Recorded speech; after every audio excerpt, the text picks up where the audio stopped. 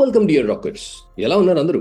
Monster అనే ఈ అద్భుతమైన సిరీస్ ఫస్ట్ పార్ట్ ని మీరు చూడకపోతే ఛానల్ డిస్క్రిప్షన్ లో లింక్ ఉంది, తొందరగా వెళ్ళి చూడండి. ఎందుకంటే ఈ వీడియోలో మేము తీసుకొచ్చాం ఆ సిరీస్ సెకండ్ పార్ట్ ని. స్టోరీ కంటిన్యూ చేసే ముందు వ్యూవర్స్ అంటే మీరు ఈ వీడియోని ఎంత ఎక్కువ సపోర్ట్ చేస్తే అంత త్వరగా మేము మిగతా పార్ట్స్ ని తీసుకొస్తాం. సో లేట్ చేయకుండా ఈ వీడియోని షేర్ చేసి ఛానల్ ని సబ్స్క్రైబ్ చేయండి. ఇంకా ఈ సిరీస్ రెండో పార్ట్ ఎప్పుడు వస్తుంది అని క్యూరియస్ గా వెయిట్ చేస్తున్న వాళ్ళ కోసం కంటిన్యూ చేద్దాం సెకండ్ పార్ట్ ని. పార్ట్ 2 లో జేజే లీ నీళ్లలో దూకి చనిపోయాడని అనుకుని తనకి అఫేర్ ఉన్న అమ్మాయి కిమ్మితో హోటల్ రూమ్ లో రొమాన్స్ చేస్తూ పార్టీ చేసుకోవడం చూపించడంతో స్టార్ట్ అవుతుంది. అందులో కిమ్మి వాళ్ళ నాన్న అక్కడికి వస్తారు. అతని పేరే నీల్. జేజీని తన కూతురుతో చూసి కోపంతో రగిలిపోయి, నీకు ఎంత ధైర్యం ఉంటే నా కూతుర్ని హోటల్ రూమ్ కి తీసుకొచ్చావు అని నీల్ అడుగుతాడు. కిమ్మి భయపడి అక్కడి నుంచి వెళ్ళిపోతుంది. తర్వాత ఎన్ని రోజుల నుంచి సాగుతుంది ఇదంతా? జేజే నేను కిమ్మి ప్రేమించుకుంటున్నాం అని అంటాడు. దాంతో నీల్, అవునా, నీ వైఫ్ చనిపోయి ఎన్ని రోజులు అవుతుంది అని అడుగుతాడు. దానికి 1 నెల అని అంటాడు జేజే. అప్పుడు నీల్, అవునా 1 నెల, మరి నీకు ఎప్పటి నుంచి నా కూతురితో పరిచయం ఉంది అని అడగగా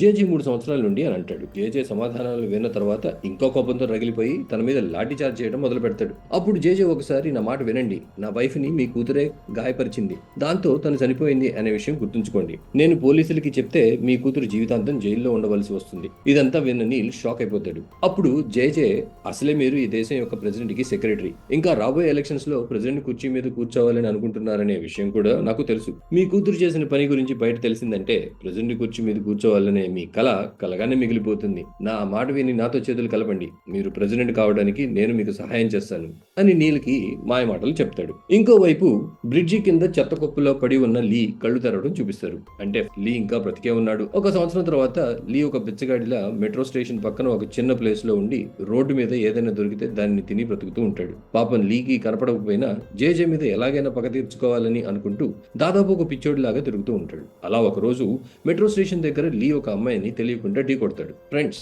తను ఎవరో కాదు, మోనా అసిస్టెంట్ పెన్నీ. తనే 1 సంవత్సరం ముందు ఆ యాంటీడోస్ ఇంజెక్ట్ చేసుకున్న లీ బాడీ నుంచి బ్లడ్ తీసుకుని యాంటీడోస్ తయారు చేసి డబ్బు సంపాదించాలని స్వార్థంతో అతనిని కాపాడుతుంది. కానీ ఇప్పుడు తను లీని గుర్తుపట్టదు. సో సారీ, తెలియకుండా తగిలింది అని అంటుంది. కానీ లీ తన గొంతు విని, పెన్నీ, నేను లీని గుర్తుపట్టలేదా అని అంటాడు.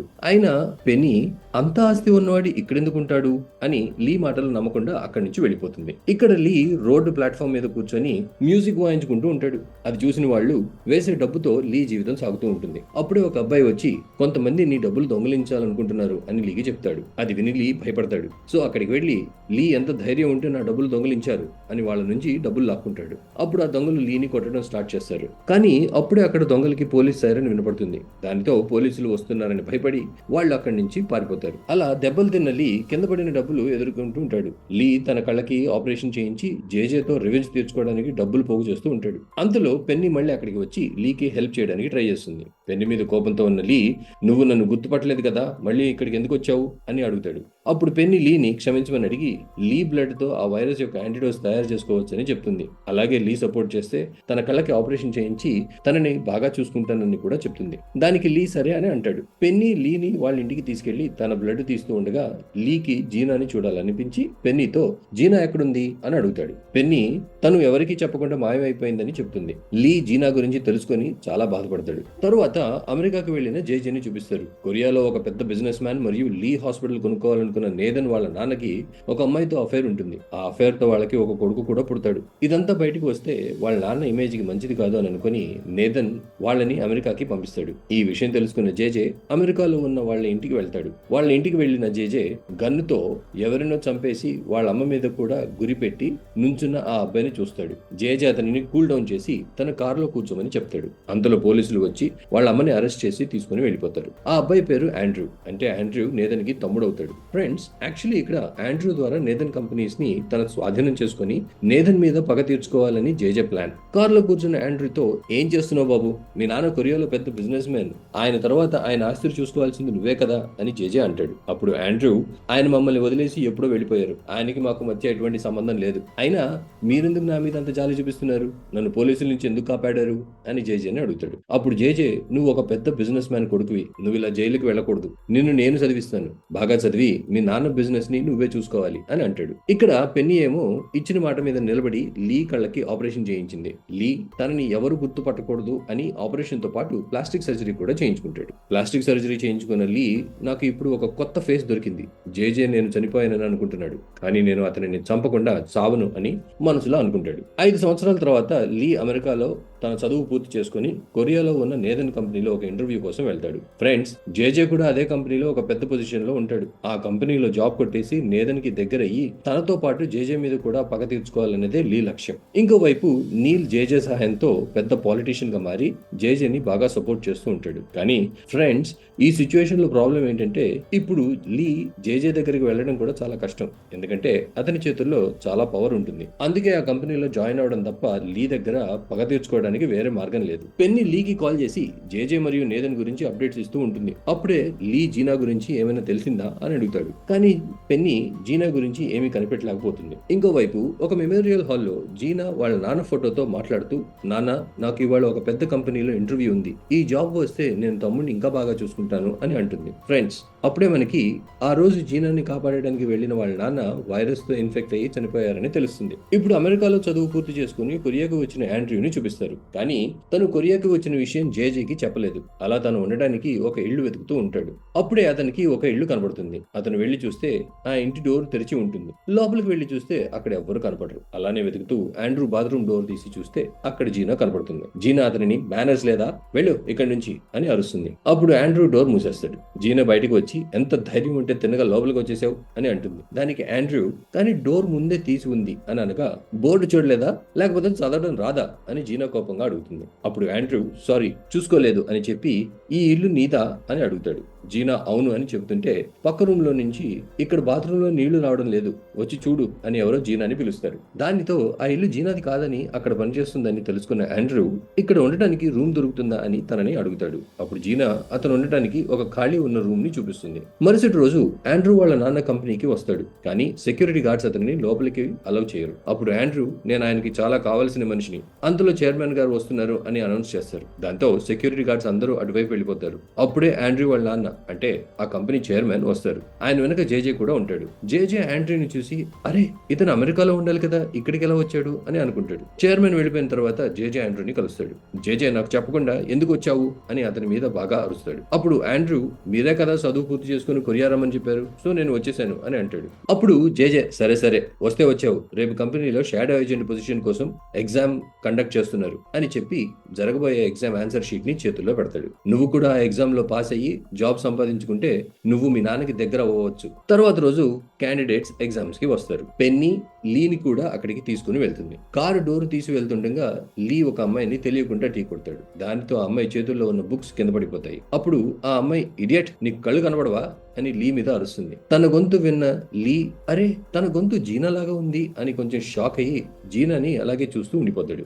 అంతలో జీనా కోపంగా, ఏం చేస్తున్నావు అని అంటుంది. అప్పుడే ఆండ్రూ కూడా ఎగ్జామ్ రాయడానికి అక్కడికి వచ్చిన జీనాని వేరే పేరుతో పిలిచి, అరే మీరు నన్ను వదిలేసి వచ్చేసారు అని అంటాడు. అంతలో జీనా, నువ్వేమైనా నా ఫ్రెండ్ వా, వెళ్ళు ఇక్కడి నుంచి అని ఆండ్రూ మీద అరిచి తనని అక్కడి నుంచి పంపిస్తుంది. లీ తన పేరు విని మళ్ళీ కన్ఫ్యూజ్ అవుతాడు. తను జీనా కాదు, తన గొంతు మాత్రమే జీనా గొంతులాగా ఉందని అనుకుంటాడు. జీనా కూడా లీని గుర్తుపట్టలేదు, ఎందుకంటే ప్లాస్టిక్ సర్జరీతో లీ తన ఫేస్ మార్చేసి ఉంటాడు కదా. ఇప్పుడు అందరూ ఎగ్జామ్ హాల్లో ఎగ్జామ్ రాస్తూ ఉంటారు. అయితే ఆండ్రూకి క్వశ్చన్ పేపర్ ముందే తెలియడంతో అన్ని ఆన్సర్స్ త్వరగా రాసేస్తాడు.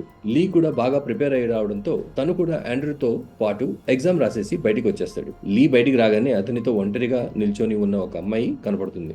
వర్షం పడుతుండటంతో అక్కడే నిల్చి గొడుగు తీసి, మీరు ఎక్కడికి వెళ్లాలో నాకు చెప్పండి, నేను మిమ్మల్ని డ్రాప్ చేస్తాను అని తనతో అంటాడు. అంతలో ఆ అమ్మాయి ఏమీ మాట్లాడకుండా అక్కడి నుంచి వెళ్ళిపోతుంది. అప్పుడే ఆండ్రూ అక్కడికి వచ్చి, అమ్మాయిల్ని మాత్రమే డ్రాప్ చేస్తావా అని తన గొడుగు కిందకి వచ్చేస్తాడు. దానితో ఒకవైపు లీకి కోపం వచ్చిన ఇద్దరు కలిసి అక్కడి నుంచి వెళ్ళిపోతారు. నెక్స్ట్ ఎగ్జామ్ రిజల్ట్స్ వస్తాయి. జీనాకి తను పాస్ అయిపోయిందని తెలిసి కళ్ళెమ్మట నీళ్లు వస్తాయి.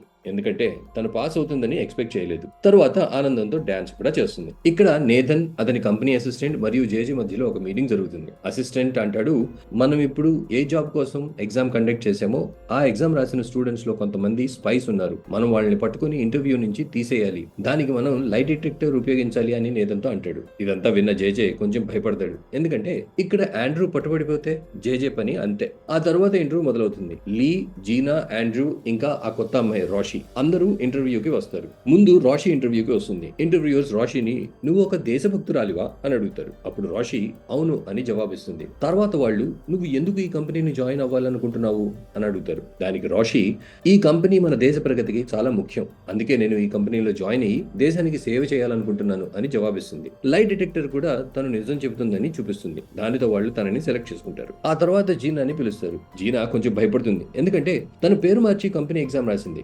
ఇంటర్వ్యూయర్స్ తను ఈ కంపెనీలో ఎందుకు జాయిన్ అవ్వాలని అనుకుంటున్నావు అని అడుగుతారు. అప్పుడు జీనా నాకు డబ్బులు అవసరం ఉందని అంటుంది. లైట్ డిటెక్టర్ తను నిజం చెబుతుందని చూపిస్తుంది. జేజే నిన్ను చూస్తే ఎక్కడో చూసినట్టు ఉంది, మనం ఇంతకు ముందు ఎప్పుడైనా కలిసామా అని అడుగుతాడు. అప్పుడు జీనా అవును, మీరు నన్ను చాలాసార్లు కోర్టులో కలిశారు, మీరు ఒక లాయర్ కదా అని అంటుంది. ఒక ఇంటర్వ్యూయర్ మీ నాన్న చనిపోయారు కదా అని అడుగుతాడు. అప్పుడు జీనా వాళ్ళ నాన్న ఆ రోజు ల్యాబ్ లో తనని కాపాడుతూ చనిపోయారని బాధపడుతూ అవును, మా నాన్న చనిపోయారు, ఇప్పుడు మా తమ్ముడిని నేనే చూసుకోవాలి అని చెబుతుంది. లైట్ డిటెక్టర్ తాను నిజం చెబుతుందని క్లియర్ గా చెప్తుంది. దాంతో వాళ్ళు జీనాని కూడా సెలెక్ట్ చేసుకుంటారు. ఇప్పుడు ఆండ్రూ టర్న్. ఆండ్రూని చూసి జేజే ఇంకా నా పని గోవిందా అని అనుకుంటాడు. నేథన్ నువ్వు అమెరికాలో చదువుకున్నావు కదా, మరి జాబ్ కోసం కొరియాకి ఎందుకు వచ్చావు అని అడుగుతాడు. అప్పుడు ఆండ్రూ మా నాన్న నన్ను మా అమ్మని ఒంటరిగా అమెరికాకి తరిమేసి మమ్మల్ని వదిలేశాడు అని అంటాడు. అప్పుడు నేథన్ అయితే నువ్వు మీ నాన్న మీద పగ తీర్చుకోవాలి అని అనుకుంటున్నావా అని అడుగుతాడు. జేజే ఇక్కడ ఆండ్రూ ఏమంటాడో అని చాలా టెన్షన్ పడతాడు. అప్పుడు ఆండ్రూ అవును, కానీ నేను ఒక మంచి కంపెనీలో జాబ్ సంపాదించుకుని మా నాన్నకి నేనేంటో ప్రూవ్ చేసి చూపిస్తాను, ఇలా కూడా పగ తీర్చుకోవచ్చు అని చెప్పి తను కూడా లైట్ డిటెక్టర్ టెస్ట్ క్లియర్ చేసి ఇంటర్వ్యూయర్స్ ని ఇంప్రెస్ చేసి సెలెక్ట్ అవుతాడు. ఇంకా లాస్ట్ లో లీ టర్న్.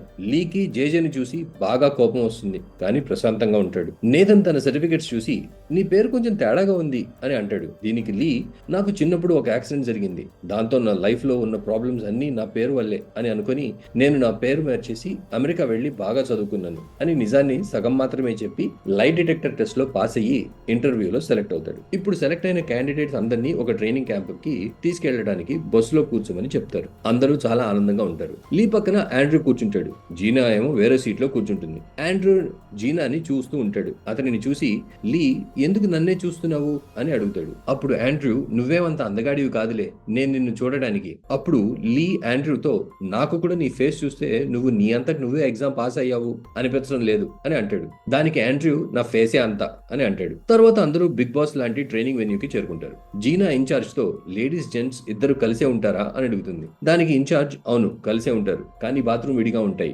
ట్రైనింగ్ చేసేంత వరకు మీరు ఇక్కడే ఉంటారు, 4ంటికి ఒక మీటింగ్ ఉంది, అందరూ ఫ్రెష్ అయ్యి రెడీగా ఉండండి అని చెబుతుంది. అందరూ రెడీ అయ్యి వచ్చేస్తారు. అతనే ఈ కంపెనీ ట్రైనింగ్ డిపార్ట్మెంట్ మేనేజర్. ఇతని పేరు మోజో. ఇతను షాడో ఏజెంట్ పని చాలా కష్టమని, అందుకే మేము ముగ్గురిని మాత్రమే సెలెక్ట్ చేస్తామని, అందుకని అందరూ వాళ్ళ బెస్ట్ ఇవ్వాలని అంటాడు. ఆ తర్వాత బోర్డు మీద అందరి ఎగ్జామ్ ర్యాంక్స్ చూపిస్తారు. దాంట్లో నంబర్ 1లో ఆండ్రూ, నంబర్ 2లో లీ, జీనా మాత్రం నంబర్ 40లో అంటే లాస్ట్ ర్యాంక్ లో ఉంటుంది. అప్పుడు ఆండ్రూ చూసావా, నేను ముందే చెప్పాను నేనే నంబర్ 1 అని లీ వైపు చూసి అంటాడు. అప్పుడు మోజో ఫిజికల్ మరియు మెంటల్ ట్రైనింగ్ రెండింటిలో నెగ్గిన వాళ్ళనే మేము సెలెక్ట్ చేస్తాము అని అంటాడు. తర్వాత అందరూ వాళ్ళ రెసిడెన్స్ లోకి వెళ్లి పడుకుంటారు. మరుసటి రోజు ట్రైనింగ్ మొదలు పెడతారు. ట్రైనింగ్ లో ఆండ్రూ మరియు లీ బాగా పర్ఫామ్ చేస్తారు. రాషి కూడా మంచిగా ట్రైనింగ్ చేస్తుంది, కానీ జీనా మాత్రం అన్ని యాక్టివిటీస్ లో లాస్ట్ వస్తుంది. ఇంకోవైపు జేజే అందరి పర్ఫార్మెన్స్ చూస్తూ ఉంటాడు. ప్రతి యాక్టివిటీలో నంబర్ 1 పొజిషన్ లో ఉన్న లీని తీసేసి ఆండ్రూని నంబర్ 1 పొజిషన్ కి తీసుకురావాలని జేజే అనుకుంటాడు. దానికి అతను ఒక ప్లాన్ వేస్తాడు. తర్వాత రోజు సాయంత్రం